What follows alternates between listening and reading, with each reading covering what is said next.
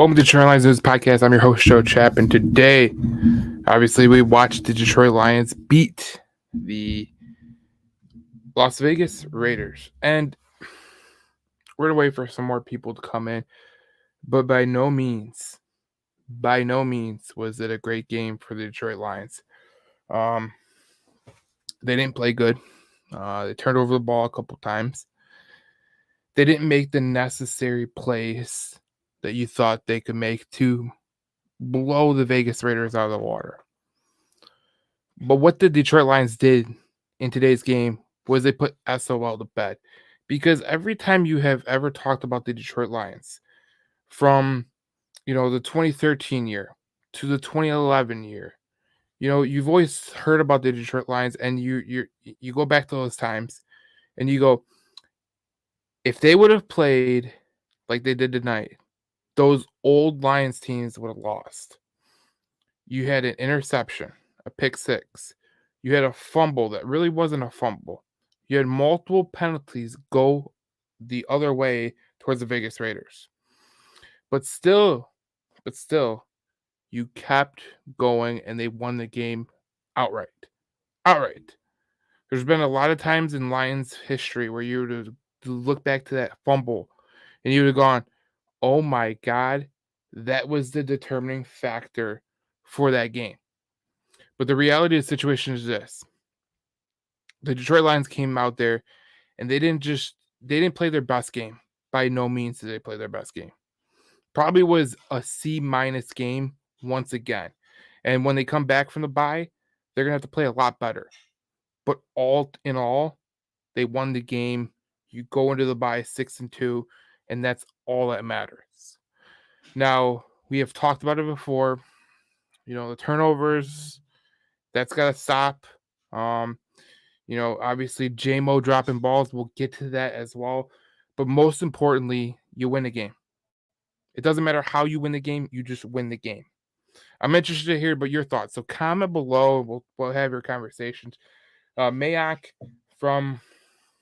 he's from our page. He goes, I'm just happy J-Mo and Goff had a pass that looked like they are finally in sync with each other. Here's the thing. J-Mo and Goff don't look like they're in sync with each other. That's obvious. But the reality of the situation is this. They're going to have to get back in sync, because if you really want to see this Lions offense take off, if you really want to see this Lions offense get to the next level, it's reliant on J-Mo being J-Mo. What you expected J-Mo to be when you drafted him 12th overall. That's the J-Mo I expect.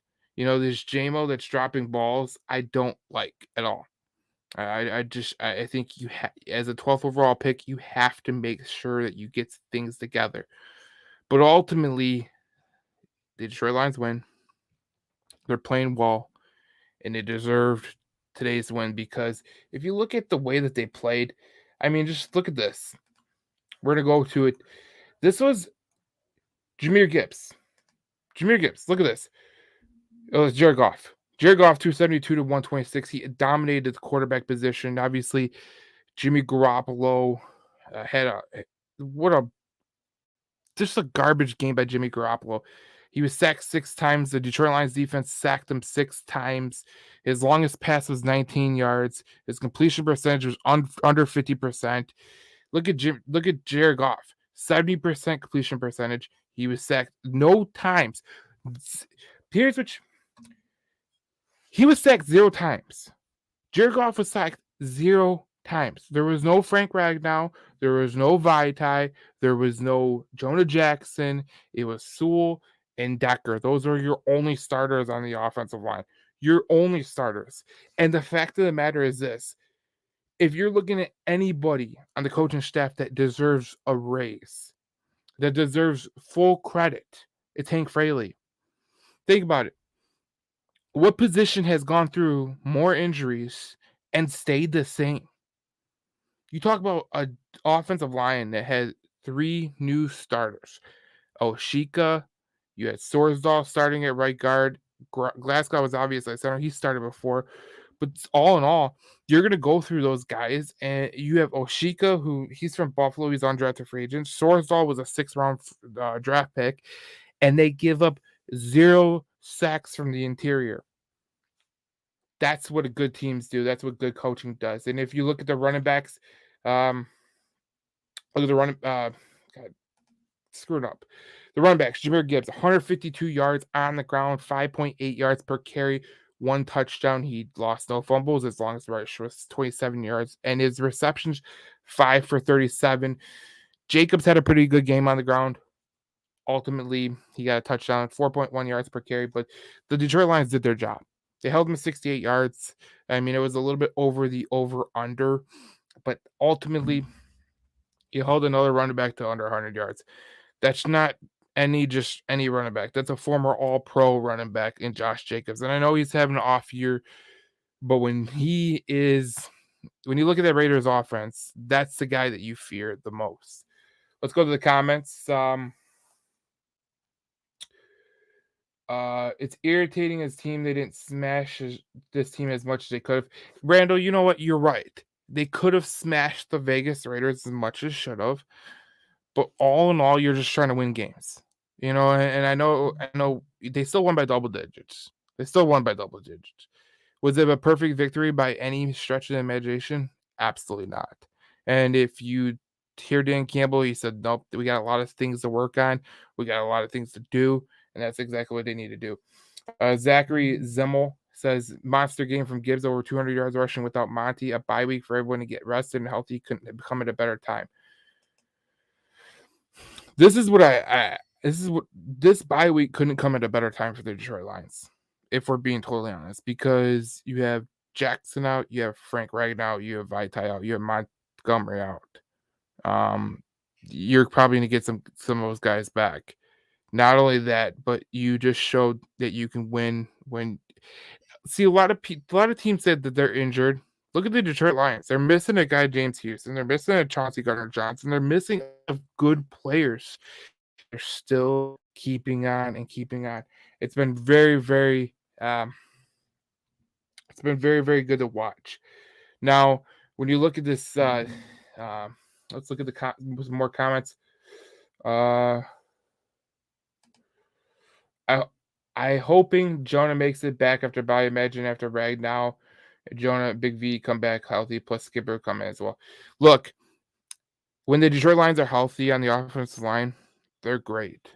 But the reality of the situation is you're going to go through a whole season and you're never going to be healthy. At the end, you want to be healthy. But the reality of the situation is this. You have a great offensive line coach in Hank Fraley. What he's been able to do and build the team and make those players that are like the Sorsdahl, like the Oshika, like the Dan Skipper. These are guys that are not expected to be this higher level of guys, right? But when they come in the game for the Detroit Lions, they just do their fucking job. They just do their job to the best of their abilities. That's it. And Hank Fraley deserves a bunch of credit for that because they ran for a lot of yards on the ground with Craig Reynolds and Jahmyr Gibbs, and it wasn't even their top offensive line. If that doesn't scare teams in the NFC, I don't know what doesn't. Because this Detroit Lions team just showed once again they're injured and they still come out and they still smack you in the mouth.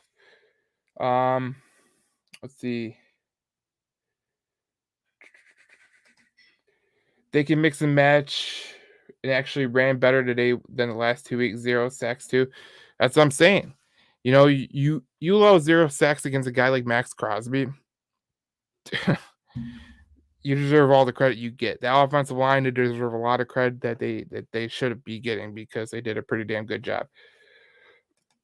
Jane Webb, Boy Wonder dropped another pass again. You know what? Here's what I gotta say about J-Mo. Okay, I know people don't want to go after J-Mo. There's some people that are so reluctant to go after J-Mo and say and hold him accountable for his actions. Right. The fact of the matter is J-Mo is not playing up to the number 12 overall pick. That's the fact of the matter. He's got to be a lot better than he is right now. Because here's the reality. If J-Mo is as good as advertised, this offense goes to another effing level. Another level. You have Jahmyr Gibbs coming out of the backfield. You have Sam Laporta going up the middle. You have Amon-Ra St. Brown going up the middle. Can you imagine if Jahmyr Gibbs is taking the top off this offense? Can you imagine if Jameson Williams is taking the top off the defense? They're gonna blow out some teams. But the fact of the matter is he can't. One of the things I worry about with Jameson Williams most is he can't track balls. Like I feel like if you watch Jared Goff, any throw he makes to a guy like Josh Reynolds, Amon-Ra St. Brown, Sam Laporta, and people talk about the reps that he needs and the targets that he needs. He connected with Sam Laporta game 1. Okay, so what's the difference between Sam Laporta and Jameson Williams? I don't think there's much of a difference. I just think that Jameson Williams isn't tracking the ball because if you've ever noticed, he's always turning his back to this side and then he's trying to come across and trying to catch the ball on the other side. And that's the issue that I have with Jameson Williams. He needs to be a lot better because the fact of the matter is, if the Detroit Lions are going to be a great team, Jameson Williams is going to be a big part of that. Trade deadline predictions. Okay, this is going to be a great part of the pod, a great little part of the video that I did with the live video. So we went over this in our podcast on Detroit Lions News podcast, and you can go to our links and go to the Spotify and Apple. But here's what I put out. So we didn't know if Minnesota was going to sell, and with the Kirk Cousins injury, it's obvious that they're probably going to sell. But if you look at it, they got Danielle Hunter, they got Harrison Smith. Do you want either one of those? I think Danielle Hunter would interest Detroit Lions fans.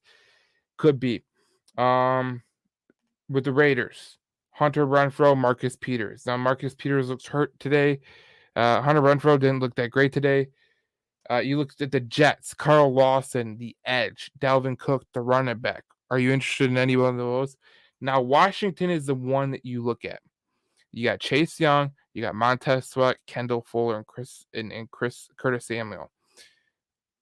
I would love Chase Young or Montez Sweat. I think Montez Sweat or Chase Young. I truly believe Aiden Hutchinson needs a guy who is going to help him out on the other side. I feel like without James Houston, this defense is kind of just in the middle. They're not playing as well as they should. They're not playing, they're getting to the quarterback. I think they're up near the top in pressures. But ultimately, in the playoffs, you have to get to the quarterback and sack him. And I look at a guy like Montez Sweat. I look at a guy like Chase Young, and I think those guys can be useful. There's a guy on this New England trade part that we left out on the pod, and that's John Uche. I think Uche would be a pretty damn good player to bring into Detroit. You go to Denver. I mean, people say Pat Surtain. People say there's no edge player on there.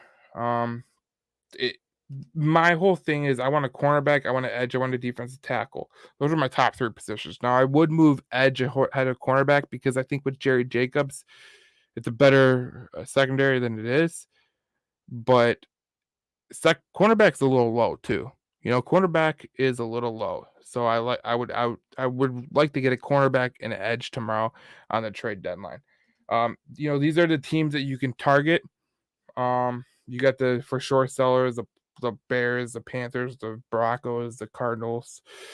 And then you got teams like the Giants, the Jets, the Packers, the Raiders, the Commanders, the Vikings, and the Patriots. They could be selling too. So it's going to be interesting to see what they would. Now, this is what I was talking about. Teams that have generated the most pressures heading into week 8, the Lions were number 1.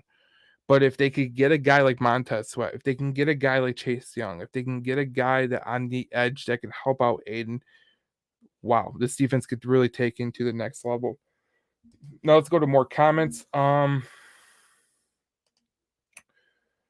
David Zaran says Montez, no brainer.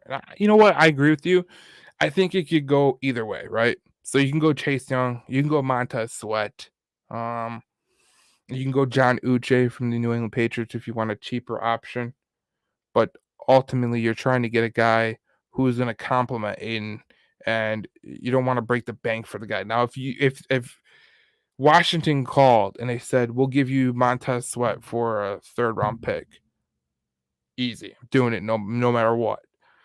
If they call about Chase Young, we'll give you a third round pick for Chase Young. But if you see what Leonard Williams went for today, a second and a fifth, and I know the Giants picked up salary on Leonard Williams, but ultimately a second and a fifth for Leonard Williams is not worth it. And that was one of the guys I really liked, and I would never have paid that price.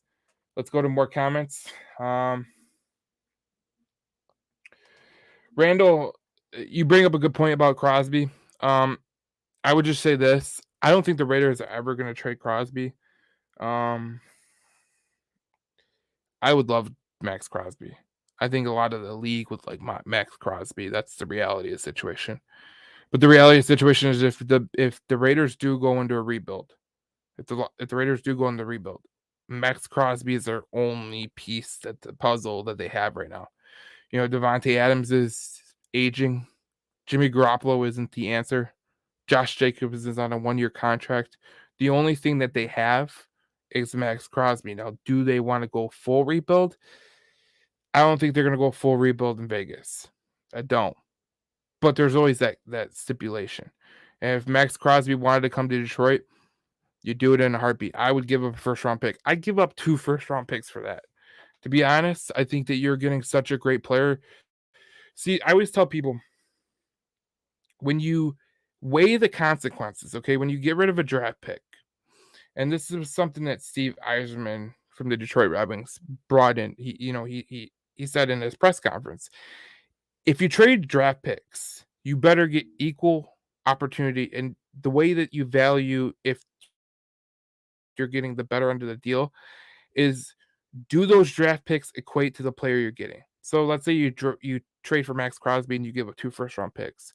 Will those 2 first-round picks add up to Max Crosby? Probably not. Max Crosby is an elite NFL defensive end. Period. End of story.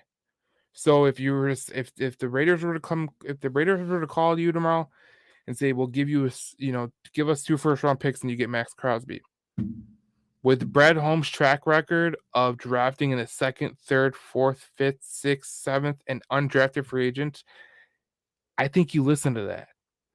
I think the real key that you have in Detroit right now is you have a general manager who can draft outside of the first round. You know, I was when I went to scouting school about 3 or 4 or 5 years ago. One of the things I was always told is that if you can draft in the first round, you're a decent general manager. If you could draft in the first, second round, you're a good general manager. If you could draft from the 3rd to the 7th round, you're an elite general manager. And what I mean by 3rd through 7th, do you got guys on your roster that are meaningful players? And when you look at Brad Holmes' draft classes, every player is still on the team. Jamar Jefferson's still on the team. That's what you got to look at. And I think that Brad Holmes, if Brad Holmes was to overpay for a defensive end, if he, or someone along that lines, I think that the risk of Brad Holmes overpaying outweighs his drafts have been really good. And when you look at outside the first round, you look at the second round, you look at guys like Sam Laporta, Brian Branch, you look at guys like Amon-Ra St. Brown, Malcolm Rodriguez, guys that they've just drafted, they've all fitted into the puzzle. And Amon-Ra St. Brown might be one of his best draft picks that he'll ever have. Because I could tell you this right now, St. Brown is an elite wide receiver. Like, I think a lot of people overlook St. Brown from every stipulation, but the guy is a legit number 1 wide receiver. I don't think enough people give him the credit, but this guy just went out with he was obviously sick. He got added to the injury report Sunday, I believe. And he goes out and he catches for 112, 115 yards. The guy is incredible. That's a showcase of what Brett Holmes does. And then your second cornerback that you have on your starting defense, was an undrafted free agent in Jerry Jacobs. This is what I'm talking about, guys. When you have a good general manager, you can go out and make those risky moves. And that's what gives me more credence to this whole team, that they can go out and, make those risky moves that if it was Bob Quinn that was making them, if it was Martin Mayhew that was making them, I wouldn't have loved it at all. But it is what it is. Um, let's see. Crosby is a great option. First round and JMO. JMO, okay. You guys gotta stop. JMO has no trade value right now. Absolutely no trade value. I don't know what you're missing. This guy is predominantly if you were to rank the players on this Detroit Lions team, would he be like the fourth option? Because let's rank them. St. Brown, Josh Reynolds, Sam Laporta, Khalif Raymond, or JMO. Maybe if Jahmyr Gibbs a receiver, you guys got to stop. JMO's not worth that much. Well, David, if they did make a trade for Max Crosby, and they would have to trade 2 first-round picks and consecutively, so it'd be this year and next year's first-round picks. I know. Bob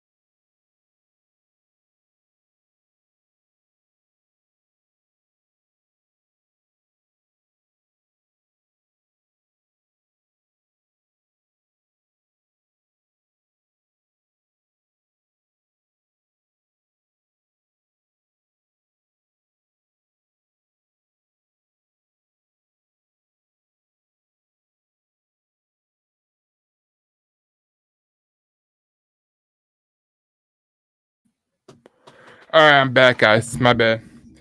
Um, yeah, Robert Gray, I did freeze. All right, I'm back, guys. I don't know what happened with StreamYard. StreamYard just went absolutely freaking nuts. I lost a lot of viewers, so that's pretty cool. Here's what we got. Randall Lewis says the fact is we need help on the defensive line, and we have yet to address it. Are we still in a rebuild, or is it a win now or bust? Great. It's a great question. I tend to think you're in a win now mode. I think that I don't think that you're gonna ever have a free clearance at a division title like you have right now. I mean, who is really coming to beat you? Is it the Vikings? Not with no Cousins. Is it the Bears?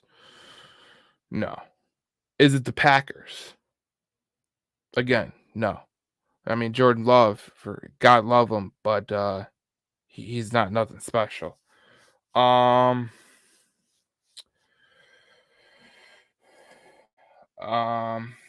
Zachary Zemmel, and I hope I'm getting that right. If I'm not, just please correct me. I will say after Crosby read the reverse and killed JMO for a loss of 6 soon after his drop, it made me laugh.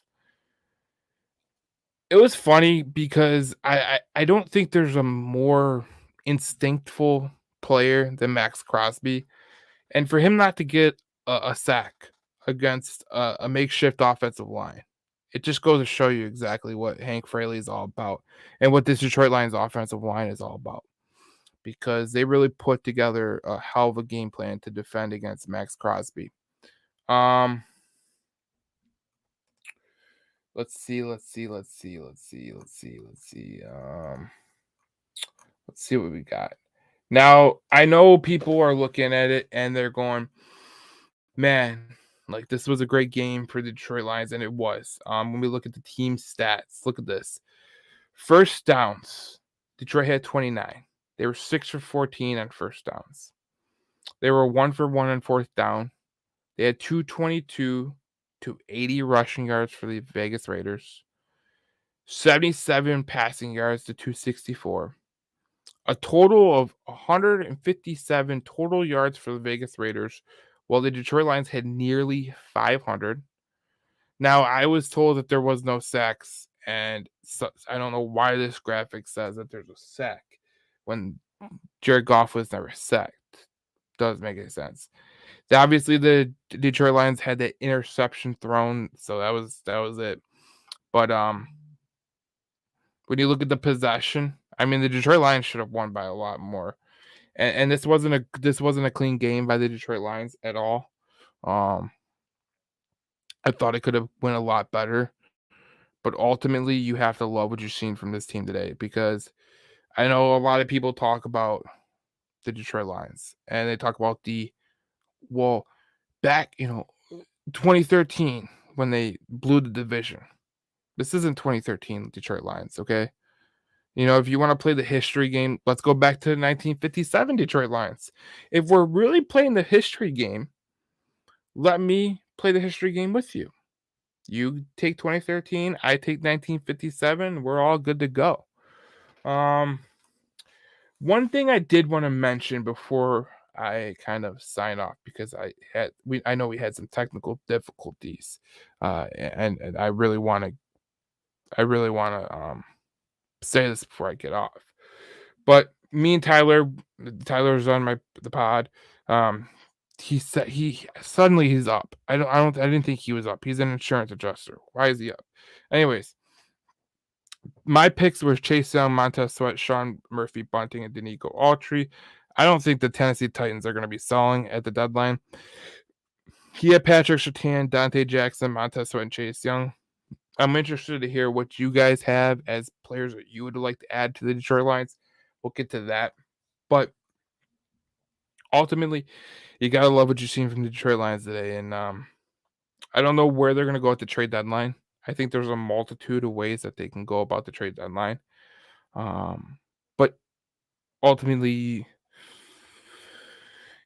you kind of feel like you're okay with whatever happens tomorrow because of the general manager that you have. I feel like the general manager that you have in Detroit, I feel like uh, Brad Holmes has bought a lot of goodwill, and it's not just on his own accord. He's done a hell of a damn good job of drafting and developing. And today, Broderick Martin played his first game, played a lot actually. Kobe Sorsdahl played a hell of a game. Look, Jonah Jackson is up for a contract renewal this year. There could be a potential where you just say, "Screw it, let's put Kobe Sorsdahl there," because Sorsdahl did pretty damn good today. But you know, Jonah Jackson's a hell of a talent, and Frank right now he needs to stay healthy. Um, so that's gonna be interesting. Um, before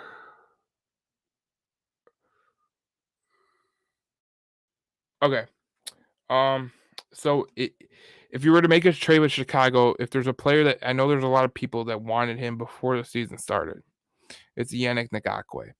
Now, Yannick Ngakwe, the one thing about Yannick Ngakwe, um, not a good run defender, great pass rusher. Um, obviously the Bears aren't going anywhere. So would you make that deal maybe for a 6th round pick? Honestly, if you can get me Ngakwe for a 6th round pick, I'd do it. Let's see what the comments say. Um, Randall says it would be a perfect fit. No, wait, that was old. Um, they tried to fix the secondary with 2 to 3 free agents hurt. Luckily, Brian Branch stepped up. Would like to see the D line get addressed. Maybe Sertan or Young. Okay.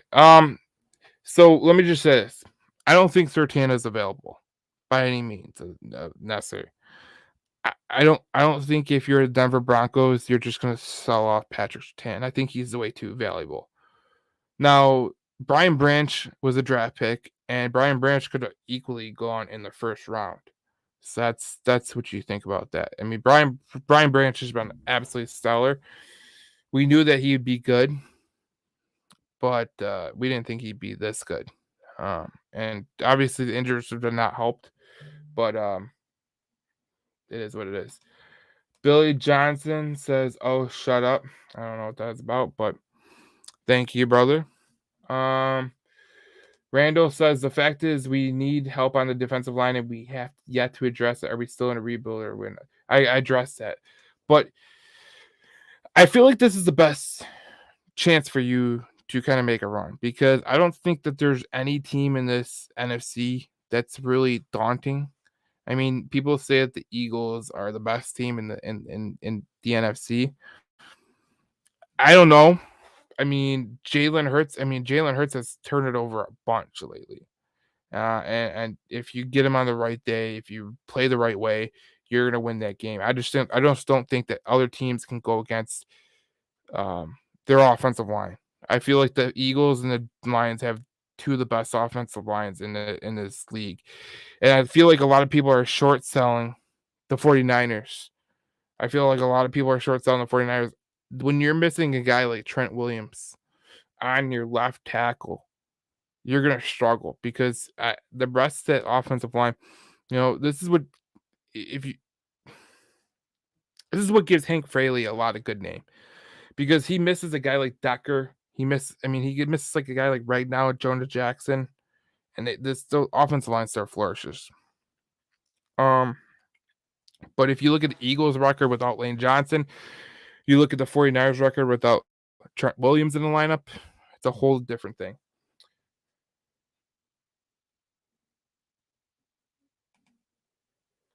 Man, you know that we are the best right now, and we will prove it. I don't doubt the Detroit Lions are the best team right now. I feel like I feel like the Lions haven't hit their level of what they could potentially be going down the stretch. I feel like the Lions team. I think there's a lot of things that they can get better at. A lot of things they can get better at.